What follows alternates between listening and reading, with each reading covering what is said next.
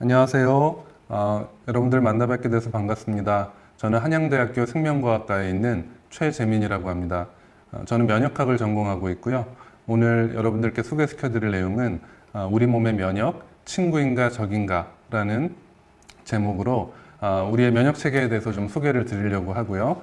그리고 이러한 면역 체계가 잘못 작동했을 경우 우리에게 어떠한 불편함을 끼칠 수 있는지에 대해서 소개를 해드리도록 하겠습니다.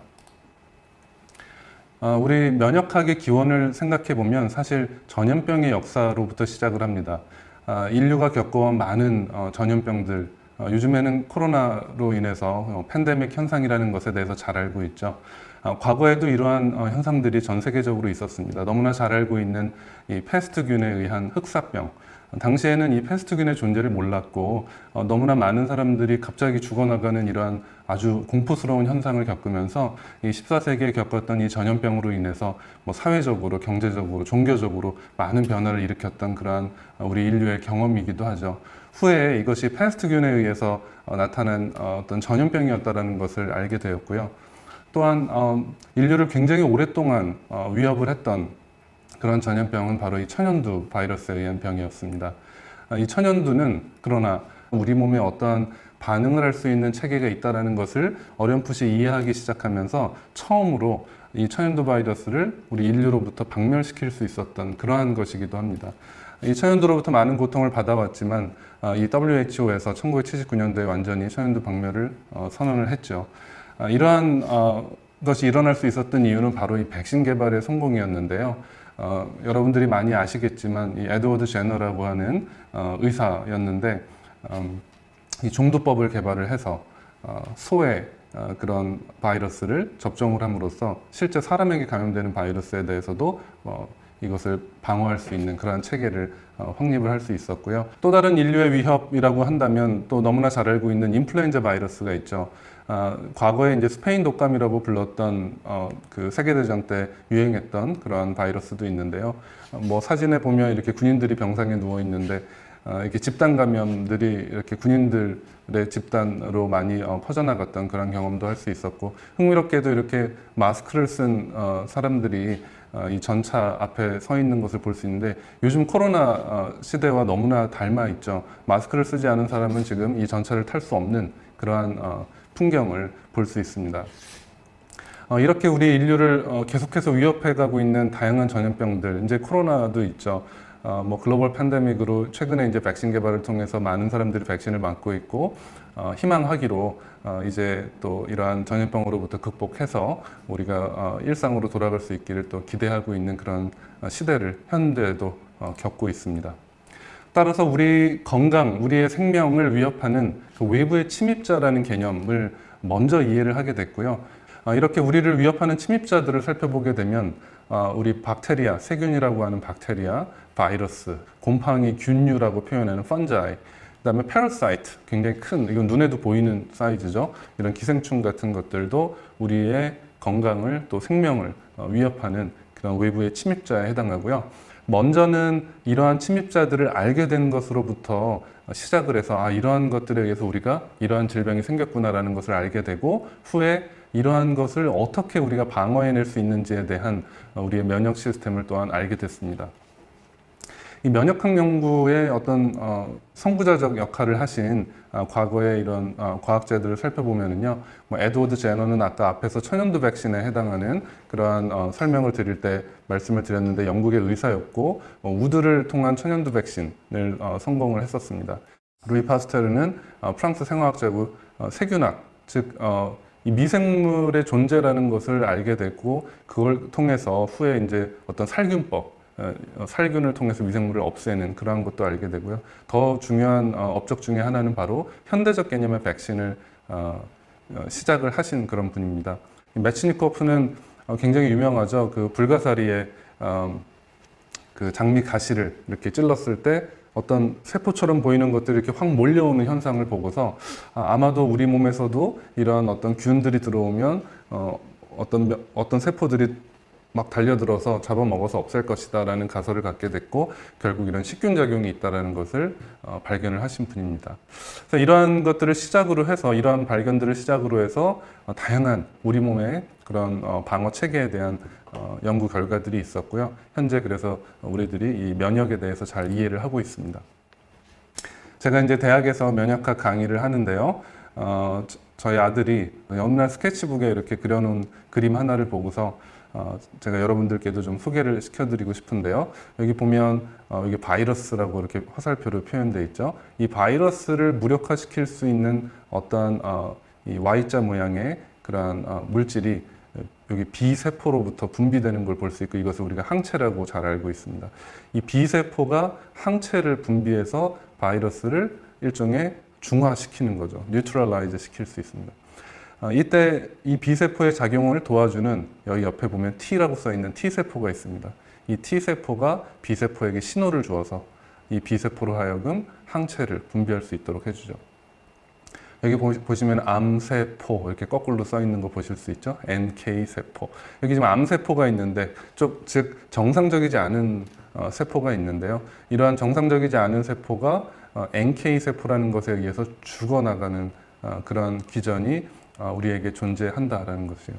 이러한 개념을 설명해 주다 보니까 당시에 그 4살 꼬마였던 저희 아이가 여기 D세포라는 것을 표현했어요. 실제로 D세포라는 것은 없습니다. 그러나 D세포를 이렇게 표현해서 굉장히 파워풀한 아주 강력한 세포로 다양한 다른 균들을 죽일 수 있다라는 것을 이렇게 스케치북에 표현했는데요. 이걸 통해서 여러분들한테 말씀드리고 싶은 메시지는 우리 몸에는 다양한 세포, 면역 세포들이 존재하고 각기 다양한 방법으로 어떤 외부의 침입자를 우리가 방어해내는 다양한 메커니즘을 가지고 있다는 것을 말씀드리고 싶습니다. 지금 말씀드린 것과 같이 면역세포라는 말씀을 드렸는데 면역세포라고 하면 아주 쉽게 생각할 수 있는 것은 우리 혈액 중에 돌아다니고 있는 세포 중에 백혈구가 바로 면역세포예요. 온몸을 돌아다니면서 마치 순찰을 하고 있어요. 패트롤을 하고 있어요. 그래서 이 면역세포들이 온몸을 돌아다니면서 어디에 침입자가 있는지를 감시를 하고 있습니다. 교과서 그림인데요. 좀 딱딱해 보이긴 하지만 이 면역세포의 발생을 우리가 이해하는 데는 바로 이 골수, 뼈 안에 있는 조직이죠. 골수에 있는 조혈모세포, 헤마토포레 스템셀이라고 표현하는데요. 이 조혈모세포로부터 다양한 혈액세포들이 분화되어집니다. 블러드셀들이 디퍼런시에이션 되는 것이죠. 이러할 때 백혈구들, 다양한 백혈구들이 디퍼런시에이션 되고 또 적혈구도 디퍼런시에이션 되고 혈소판도 만들어지고 이 스템셀로부터 분화가 된다는 개념 하나를 이해해 주시면 되겠고 다양한 면역세포가 있구나, 다양한 백혈구가 있구나 이렇게 이해를 해주시면 되겠고요. 많은 연구자들이 이제 면역세포들의 종류들도 하나씩 찾아가게 되고요. 각각의 면역세포들의 기능도 연구하게 되고 또한 이러한 면역세포들이 어떠한 질병하고 관련이 있는지도 연구하게 되면서 일종의 카테고라이즈를 해볼 수 있게 됐어요. 그래서 한쪽은 내재 면역, innate immunity, 내재되어 있다. 유전적으로 유전되어져서 내 몸에 이미 내재되어 있는 면역. 그 다음에 적응 면역, adaptive immunity. 유전적으로 내재되어 있는 정보만 가지고 면역 반응을 하는 것이 아니라 거기에 더해서 adaptation, 내가 지금 겪고 있는 이 균에 대해서 어댑테이션에서 더 정확한 면역 반응을 할 수 있는 그러한 시스템이 바로 적응 면역입니다. 그래서 내재 면역, 적응 면역. 그래서 어떠한 세포들이 내재 면역과 관련된 역할을 하는 세포들이고 어떠한 세포들이 적응 면역과 관련된 역할을 하는 세포들인지가 표현되어져 있고요. 뭐 너무 많은 정보일 수 있지만 적어도 T세포, B세포는 적응 면역에 해당하는 역할을 하는 세포들이다라는 것을 기억해 주시면 될 것 같고 반면 내재 면역에 해당하는 역할을 하는 그러한 세포들 중에 대식 세포라고 하는 매크로페이지, 덴드리틱 셀, 수지성 세포라고 하는 덴드리틱 셀, 뭐 이러한 것들을 기억해 주시면 될 것 같아요. 그런데 이제 이러한 면역 세포들이 왜 이렇게 다양할까라고 생각을 하면 아주 좋은 비유가 있는데요. 항상 우리 면역 체계를 비유하는 데 있어서 우리나라를 지키는 군대 내지는 경찰과 같은 시스템으로 많이 비유를 합니다. 가장 최전방에서 적군이 들어오는 것을 빨리 알아채야 되는, 이게 레이더를 통해서 빨리 알아채야 되는 역할을 해야 되는 그런 면역세포도 필요하고요.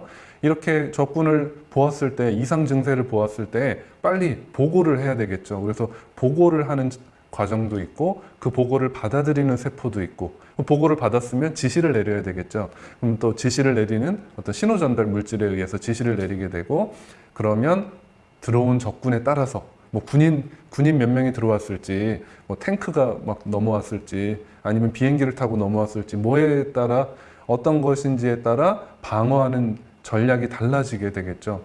이것과 마찬가지로 어떠한 침입자가 들어왔느냐, 얼마나 많이 들어왔느냐, 어디로 들어왔느냐에 따라서 우리의 면역 체계가 거기에 딱 맞게 가장 최적화된 전략으로 반응을 하게 됩니다. 그래서 이제 innate immunity와 adaptive immunity, 내재 면역과 적응 면역이라는 말로 이렇게 표현했는데, 시간적으로 보면은요, 이 innate immunity는 아주 즉각적으로 일어나는 반응입니다. 즉각적이라는 말은 적군이 들어왔을 때 바로 어떤 대응을 한다는 것이죠. 그러려면 최전방에 이미 포진되어져야 됩니다. 우리한테 최전방이 어디일까요? 바로 피부 또는 점막 조직입니다. 피부는 바깥을 다 감싸고 있고요. 점막 조직은 우리 코라든지 입이라든지 그 안쪽의 표면으로부터 장 또는 폐, 뭐 이렇게 모든 외부를 맞닿고 있는, 하지만 안쪽을 커버하고 있는 그러한 표면이 바로 점막 조직이 되겠죠. 그래서 점막 조직, 피부 이러한 쪽에 이 내재 면역과 관련된 세포들이 이미 다 포진을 하고 있습니다. 그래서 어떤 침입자가 들어오면 아주 즉각적으로 빠르게 반응을 하는 것이죠. 대표적인 반응은 식작용. 오면 그냥 막 잡아먹습니다. 바이러스 들어오고 박테리아 들어오고 하면 막 잡아먹어요. 그 다음에 또 한 가지는 염증 반응을 일으킵니다. 염증 반응은 뭐냐면 처음에 누가 봤어요. 침입자를 보면 혼자만 싸우면 힘이 좀 약할 수 있죠. 그러니까 옆에 부르는 거예요. 여기 침입자가 있다 하고서 불러서 같이 싸우자 해가지고 주변에 있던 다른 백혈구들을 불러 모아가지고 함께 싸우는 그러한 반응이 바로 염증 반응입니다. 즉 이러한 최전방에서의 식작용과 염증 반응은 아주 빠른 시간 내에 즉각적으로 일어나는 반응이죠. 그렇기 때문에 항원에 대해서 너무 특이적으로 반응할 시간이 없고 그냥 적인지 아군인지 정도만 구별해서 반응을 하게 됩니다. 하지만 우리의 어댑티브 이뮤니티는, 적응 면역은 적은 적인데 이게 누군지 아주 정확하게 구별을 해내고요. 아주 정확하게 그 특이적으로 항체를 분비해서 무력화시키게 됩니다. 따라서 적군의 지금 들어온 이 침입자의 아주 특이적인 항체를 만들어내기까지는 좀 시간이 걸려요. 또한 중요한 것은 한 번 이 적응 면역이 활성화가 되면 기억을 하게 됩니다. 이번에 들어온 이 침입자를 기억하고 있다가 다음번에 들어오면 이렇게까지 며칠 동안의 시간이 걸리지 않고요. 다음번에 똑같은 침입자가 들어오면 바로 마치 내재 면역과 같은 속도로 바로 반응을 해서 아주 효과적으로 이 침입자를 제거해낼 수가 있습니다. 이것이 바로 우리가 가지고 있는 내재 면역과 적응 면역의 방어 기전이 되겠습니다. 조금 더 자세히 살펴보면요, 이 내재 면역의 가장 중요한 역할을 하는 세포 중에 하나를 꼽는다면 이 대식세포, 매크로페이지라는 대식세포를 볼 수가 있습니다. 이 대식세포의 작용은 식작용, 식균작용 혹은 식작용, 페고사이토시스라고 표현하고요. 어떤 바이러스나 박테리아나 무엇이 됐든 간에 바깥에서 들어온 침입자를 막 먹어버리는 겁니다. 근데 먹는다는 게 세포 수준에서 어떻게 하냐. 우리는 입 안으로 넣어서 먹어서 위와 장을 거치면서 소화해서 배출하잖아요. 그것이 동일하게 세포 수준에서 나타나는데요. 이 매크로페이지가 외부의 것을 이렇게 받아들이는 일종의, 우리는 이것을 엔도사이토시스, 바깥에 있는 것을 안으로 받아들인다라는 개념은 엔도사이토시스라는 표현을 쓰게 되는데, 이것이 들어와서 라이소솜이라고 하는 그 세포 내 소기관에서 이제 소화가 완전히 되어버리죠. 이렇게 그 소화된 것이 다시 바깥으로 웨이스트가 배출이 되는 이러한 과정을 겪는 것이 이제 페고사이토시스, 식작용입니다. 뉴트로필 같은 그 호중부라고 표현하는 세포도 이러한 페고사이토시스, 굉장히 중요한 역할을 하는 세포에 해당하게 되어 있습니다. 그런데 이렇게 대식세포가 피부나 점막 조직에 존재하고 있다가 누가 들어오면 막 잡아먹었어요. 그러면 혼자만 잡아먹고 끝내는 게 아니라 주변에 신호를 보냅니다. 그 주변에 신호를 보내는 물질을 우리가 사이토카인이라고 표현하는데요. 사이토카인 또는 키모카인. 이 사이토카인, 키모카인 이런 것들을 대식세포가 분비하게 되면 이 주변에 있는 세포들이 활성화가 됩니다. 주변에 있는 세포들이 이제 보고를 받게 되는 거죠. 이 대식세포가 여기 지금 박테리아가 들어왔어, 여기 바이러스가 들어왔어 하고서 신호를 주면은 주변에 있는 세포들, 어떤 세포들이냐면 면역세포뿐만 아니라 혈관 세포들도 이런 정보를 받아요. 혈관이 어떻게 하냐면 혈관이 평소에는 혈액이 막 새버리면 안 되잖아요. 그러니까 굉장히 타이트하게 실링이 돼 있는데 이 혈관이 얇아집니다. 굉장히 얇아지면서 얇아진다는 게 두께가 얇아진다는 개념보다는 이제 혈관의 세포 하나 사이의 거리가 좀 떨어지면서 좀 이렇게 permeable 하게 돼요. leaky 하게 돼요. 그러면 이제 혈액 중에 돌아다니던 백혈구들이 이렇게 빠져나갈 수 있습니다. 또한 혈액 중에 있던 이미 존재하고 있는 어떤 항체나 이미 존재하고 있는 어떤 박테리아나 이런 거를 죽일 수 있는 물질들, 그런 것들도 함께 빠져나올 수가 있죠. 여기 지금 대식세포가 식작용을 통해서 뭘 잡아먹고 사이토카인, 키모카인을 분비했을 때 주변에 있는 백혈구들이 막 들어와가지고 이쪽에서 함께 싸우는 이러한 반응이 나타나는데 이것을 바로 우리가 염증 반응이라고 이야기를 합니다. 인플라메이션, 염증 반응. 세포들이 막 몰려오고 혈액 중에 있는 물질들도 좀 저쪽으로 빠져나오고 하니까 그 부위가 살짝 부풀어 오르게 돼요. 이러한 것이 바로 염증 반응의 아주 대표적인 현상이고 여러분들도 아마 한 번쯤은 다 경험해 보셨을 것입니다. 이번엔 또 다른 방식으로 카테고라이즈를 해보면 체액성 면역과 세포성 면역이라는 표현을 쓸 수가 있어요. 체액, 우리 몸에 있는 액체, 즉 혈액이라든지 또는 뭐 눈물이나 이런 어떤 액체 안에 들어있는 물질 가지고 면역을 일으킨다는 것이 바로 체액성 면역의 의미에 해당하고요. 가장 대표적인 것은 항체에 해당하죠. 항체는 혈액 중에 돌아다니고 있으니까요. 그래서 항체 기반의 면역을 일반적으로 체액성 면역이라고 하지만 항체만 국한된 것은 아니고요. 다양한 우리 혈액 중에 녹아있는 다른 많은 물질들이 이렇게 체액성 면역을 기반으로 해서 외부의 침입자를 빨리 없애는데 기여를 하고 있습니다. 반면 세포성 면역은 체액이면 세포가 뭔가 분비한 어떠한 것을 가지고 면역을 일으킨다는 거고요. 세포성 면역은 세포가 직접 어떤 역할을 한다는 것이죠. 가장 대표적인 것이 여기 세포 독성 T세포. 무슨 말이냐면 어떤 바이러스 감염된 세포, 좀 이상한 세포들을 직접 죽이는 거예요. 가서 컨택해서 이렇게 딱 붙어가지고 당신은 죽어야 될 것 같습니다 하고서 이렇게 신호를 줍니다. 그러면 이제 우리가 에이팝토시스, 그 죽는 신호 전달 과정을 거쳐가지고 이렇게 세포가 사멸하게 돼요. 이러한 역할을 하는 것이 바로 세포 독성 T세포, 이런 걸 갖다가 우리가 세포성 면역이라고 표현을 합니다. 어떤 항원을 주사해 준 다음에 시간에 따라서 이렇게 쭉 살펴보면은요, 처음에는 한 일주일 정도 항체가 혈액 중에 아직 관찰이 되지 않는 시점이 있습니다. 이제 이해되시죠? 초기에는 우리가 내재 면역 반응, 즉각적인 면역 반응, 초기에는 그런 것들이 일어나고 조금 시간이 걸려서 T세포, B세포들이 활성화가 일어나서 후에 항체를 만든다고 표현했잖아요. 그래서 한 일주일 정도 시간이 지나야 혈액 중에 이제 항체가 좀 나오기 시작합니다. 항체가 쭉 나오다가 이제 어느 정도 그 평형을 이뤄요. 세츄레이션 되고 다시 이제 항체 레벨이 점점 떨어집니다. 그러다가 두 번째 또 같은 항원을 주사를 해줘 봤어요. 그랬더니 이번에 두 번째 반응은 어때요? 처음처럼 이렇게 오래 걸리지 않고요. 아주 즉각적으로 항체를 만들기 시작하고 그 양이 처음 반응했을 때보다 훨씬 더 많은 양의 항체를 만들고 있는 것을 볼 수가 있습니다.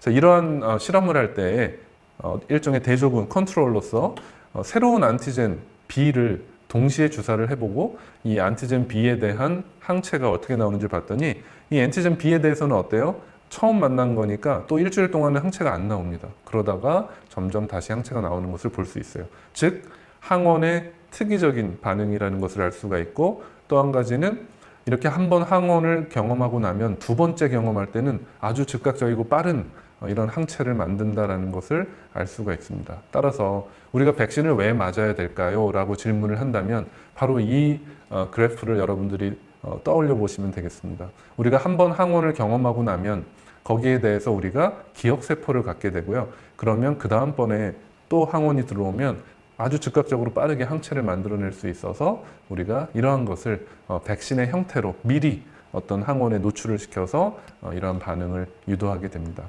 그런데 이 항체는요, 우리가 어댑테이션의 그런 단어를 쓰면서 적응 면역이라는 말을 표현했었는데 첫 번째 항원을 만났을 때, 두 번째 만났을 때, 세 번째 만났을 때 이렇게 보면 항체의 요 끝에 항원을 인식하는 이 부위가 뮤테이션, 변이가 점점점 늘어나요. 여러분 요즘에 코로나19 다양한 뉴스를 접하면서 바이러스가 점점 이제 변이한다, 변이체들이 나타났다 이런 말 들어본 적이 있으시죠? 바이러스만 변이하는 게 아니에요. 우리 면역 체계, 이 바이러스에 대해서 대응할 수 있는 이 항체도요, 이렇게 변이를 일으킵니다. 근데 변이의 목적은 뭘까요? 이 바이러스에 아주 정확하게 딱 들어맞는 그러한 항체를 만들기 위한 변이를 일으키게 됩니다.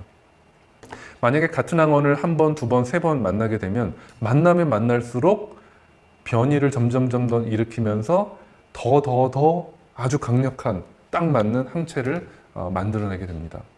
따라서 우리가 태어나서 겪게 되는 다양한 침입자들을 경험하게 되면 우리가 평소에 많이 겪고 있는 침입자들에 대해서는 너무 강력하고 좋은 항체를 이미 많이 가지고 있어요. 그렇기 때문에 침입하더라도 우리 내재 면역도 있고 이런 항체도 있으니까 우리가 건강하게 살 수가 있는 것이죠. 우리가 바이러스가 들어오면 우리 몸에서 어떻게 면역 반응이 일어나느냐라는 측면에서 여기 그래프를 하나 보시면 바이러스의 숫자를 따라가 보면 바이러스 감염돼서 점점 바이러스가 늘어나다가 더 이상 늘어나지 않는 상태가 되다가 이제 없어지는 이러한 패턴을 갖게 됩니다. 이러한 패턴이 있을 때 우리 몸에서는 어떤 반응이 일어나고 있는가 봤더니 처음에 이렇게 다양한 이런 것들이 뭐라 그랬죠? 사이토카인들이 많이 분비돼요. 처음에 사이토카인 분비됐다는 건 무슨 뜻일까요? 처음에 어떤 대식세포라든지 뭐 수지상세포라든지 뭐 호중구라든지 초기에 작용하는 다양한 내재 면역과 관련된 면역세포들이 작동해서 사이토카인을 분비하고 최선을 다하고 있죠. 이런 바이러스를 없애보려고 최선을 다하고 있는 염증 반응을 유도하게 됩니다. 그러다가 이 NK 세포, 우리가 바이러스에 감염된 세포는 좀 소위 말해 상태가 좀 안 좋아요. 이렇게 비정상적인 상태가 되어 있거든요. 또는 이제 바이러스 단백질을 세포막에 이렇게 막 표현하고 있어요.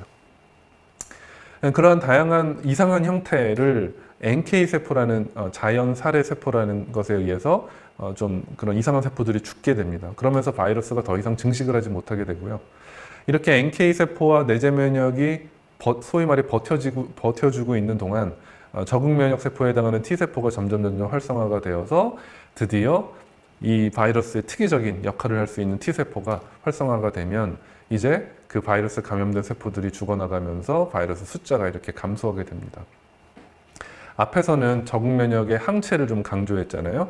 여기서는 세포독성 T세포, 우리 적응 면역의 또 중요한 역할 중에 하나가 이 세포독성 T세포, CD8 T셀을 통해서 이상한 세포만 딱 찾아가지고 그 세포만 딱 사멸시키는 이러한 역할을 하는 것이 있습니다. 그래서 이렇게 바이러스가 들어오면 내재 면역과 적응 면역, 초기 염증 반응과 NK 세포 또 CD8 T세포를 통해서 이 바이러스 감염된 세포들을 없앰으로써 바이러스 숫자를 떨어뜨리게 됩니다. T세포 면역 체계에 대해서 조금 더 자세히 설명을 드릴게요. 우리 T세포는 적응 면역이니까 아주 특이적인 면역을 하게 됩니다. 조금 전에 말씀드린 CD8 T세포에 의한 세포 사멸도 특이적인 면역 체계고요. 또 한 가지는 CD4 T세포가 있습니다. 여기 CD4 T세포는 우리가 도움 T세포라고도 표현하고요. 이 CD4 T세포는 T세포 수용체와 그 다음에 또 다른 신호, 우리가 co-stimulation이라는 표현을 쓰는데요. 이 CD4 T세포의 TCR을 통한 항원의 인식, CD28이라고 하는 co-stimulation을 통해서 액티베이션, 활성화가 되고요. 또 사이토카인 신호를 받아서 다양한 T세포로 분화가 됩니다. 이렇게 다양한 T세포로 분화되어지는 이유는 각기 다른 종류의 병원체에 대해서 아주 효과적으로 대응하게 하기 위해서 이 T세포가 분화라는 과정을 또 거치게 됩니다. 제가 아주 상세히 다 설명드리지는 않을 텐데요. 뭐 TH1, TH2, TH17, TFH, Treg이라고 표현하는 다양한 종류의 도움 T세포, 헬퍼 T셀이라는 것이 존재하고 다양한 종류의 사이토카인이 각각의 특이적인 T세포로부터 분비가 되어서 거기에 대한 최종적인 반응으로서 지금 들어온 병원체가 누구였느냐에 따라서 다른 반응을 나타내게 돼요. 자, 이렇게 우리가 면역 체계를 이해하고 나니까 외부의 침입자로부터 우리를 방어해야 되는데 태어난 아기들은 아직 방어 체계가 잘 개발되어 있지가 않죠. 그러니까 어떻게 해요? 다양한 백신을 맞습니다. 여러분들이 기억하지 못하는 나이에 어렸을 때 다양한 종류의 백신을 맞아서 미리 우리가 저 균이 들어올 것을 대비하는 그런 것을 이미 우리가 가지고 있죠. 백신이라는 것이 이렇게 중요한 것입니다.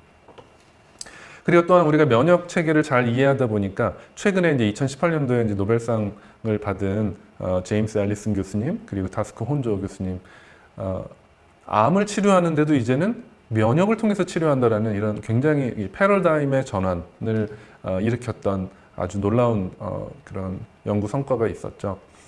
기존의 암 치료는 암은 이상한 세포니까 이상한 세포를 잘 찾아서 잘 죽여야겠다 해서 어떻게 하면 세포를 잘 죽일 수 있을까라는 방향성으로 암에 대한 치료의 그런 방향성이 있었어요. 그런데 면역세포를 활성화시키면 암세포를 면역세포가 알아서 찾아가서 죽인다라는 것을 알게 되었고 그것에 중요한 역할을 하는 이 CTLA4, 그 다음에 PD-1. CTLA4나 PD-1이 T세포에 발현하면 T세포가 조금 이렇게 조절됩니다. 좀 이렇게 캄다운, 이렇게 안정돼요. 그런데 CTLA4와 PD-1 신호를 막아주면 어떻게 되겠어요? T세포가 좀 민감하게 깨어나겠죠. 막 더 아주 세게, 스트롱하게 작용할 수 있어요. 이런 원리를 바탕으로 해서 CTLA4나 PD-1을 블락해가지고 면역을 더 센시티브하게 활성화시켜서 암을 치료하는 이런 컨셉이 대두가 되었고요. 지금은 뭐 CAR-T라든지 다양한 종류의 다른 면역 치료들이 너무나 많이 다양한 각도에서 시도되어지고 있습니다. 희망하기로는 이 암 면역 치료를 통해서 많이 극복될 수 있을 것이라고 지금 기대를 하고 있죠. 그런데요, 이러한 것뿐만 아니라 사실 우리의 면역 체계가 너무너무 좋은 건데 만약에 이 면역 체계가 어느 순간 나를 적으로 인식한다. 그럼 어떻게 될까요? 만약에 나를 적으로 인식해서 기억까지 해요. 기억을 해가지고 아까 병원체가 두 번째, 세 번째 들어오고 다음에 들어올 때는 더 빨리 반응한다고 표현했잖아요. 그리고 오랫동안 기억하고 있고. 근데 그 방향성이 나를 향하고 있다. 그럼 어떻게 될까요? 아주 심각한 자가 면역 질환이 나타나게 됩니다.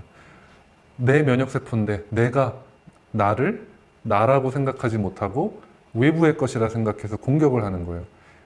그 위치에 따라서 신경계를 공격할 수도 있고요. 뭐 어떤 다른 곳을 공격할 수도 있죠. 어디를 공격하느냐에 따라서 자가 면역 질환이 다양하게 나타납니다.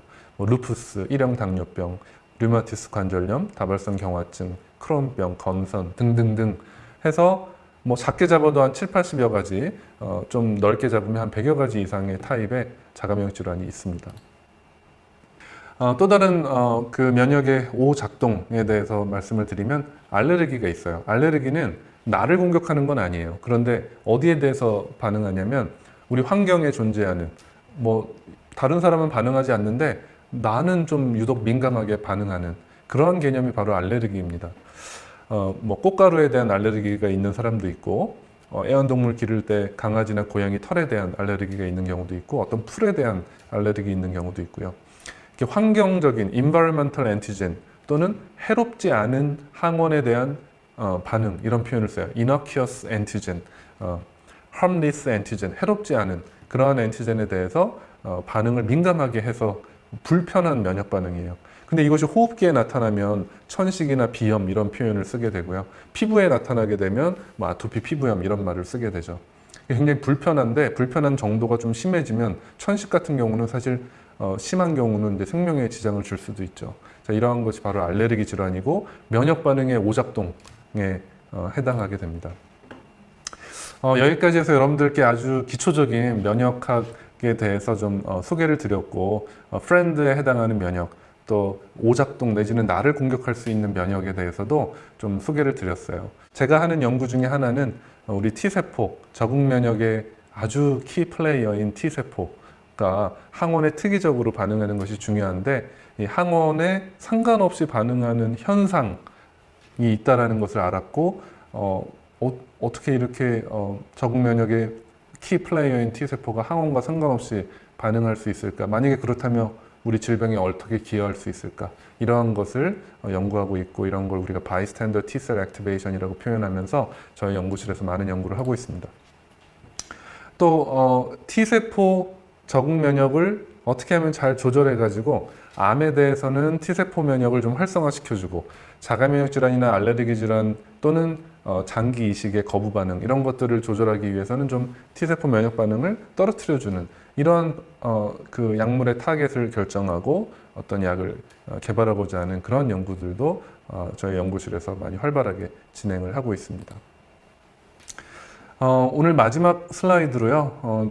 우리가 면역에 대해서 좀 이해를 하셨다면 우리 자가 면역 질환 또는 알레르기 질환과 같은 현상 또 암과 또는 바이러스, 세균, 곰팡이, 기생충 이런 감염에 대한 어떤 현상 이 두 가지를 놓고 봤을 때 면역 반응이 너무 민감하거나 너무 과하거나 이러면 자가 면역이나 알레르기가 생길 수 있잖아요. 또 반대로 면역 반응이 좀 떨어져 있거나 잘 일어나지 않으면 쉽게 암이 생기고요. 쉽게 감염이 될 수 있어요. 그럼 이걸 어떻게 해야 될까요? 만약에 우리가 암이나 감염성 질병에 대해서는 면역을 증가시켜 줘야 되겠죠. 그럼 백신을 통해서 면역을 증가시켜 주거나 또는 어떤 면역 치료를 통해서 면역을 더 올려주는 방향성으로 접근을 해야 됩니다. 하지만 반대로 자가 면역 질환이나 알레르기 같은 경우는 면역을 올려주는 개념이라기보다는 오히려 면역을 떨어뜨려 줘야 됩니다. 스테로이드 약물이 굉장히 대표적인 면역 조절제인데요. 면역 억제, 면역을 좀 떨어뜨리는 이러한 전략으로 접근해야 자가 면역이나 알레르기를 조절할 수 있죠. 따라서 어느 한쪽 방향으로 더 높아진다는 것이 좋은 것이 아니고 이 밸런스를 잘 유지하는 것, 항상성, 호메오스테시스를 유지하는 것이 이 면역 체계를 우리가 이해하는 바탕에서 우리가 어떻게 건강한 우리의 상태를 유지할 수 있을 것인가를 이해하는데 도움이 되는 메시지가 되겠습니다. 그래서 여러분들 이렇게 면역학에 대해서 관심 있으시면 더 공부하시면 좋겠고요. 또 교양 수준에서 이러한 배경을 바탕으로 또 건강한 생활을 하실 수 있기를 기원드립니다.